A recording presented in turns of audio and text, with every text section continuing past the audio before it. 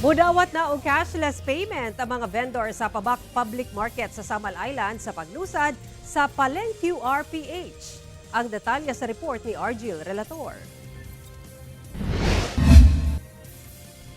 Mas sayon, mas paspas ug mas luwas na ang pagbayad sa mga palitunon sa palengke sa Samal Island. Human opisyal na nga gilusad adlong Huwebes sa Babak Public Market ang Paleng QRPH Plus program.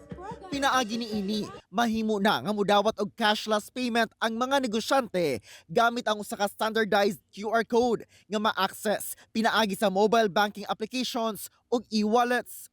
Iska na lang sa cellphone o gadget sa mga mamalingkihay ang QR code sa vendor aron didto mag-send og bayad sa pinalit nga mga produkto.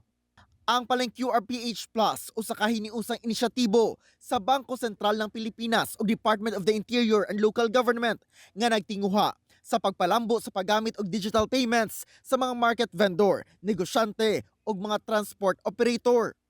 Tumong sa maong programa nga mapalapad ang paggamit sa cashless transactions sa mga negosyante ug konsumante labi na sa isla. Busa, giawhag sab ang vendors ug konsumante sa Babak Public Market nga gamiton ang digital payment solutions. Ako si Orgil Relator. 1 Mindanao.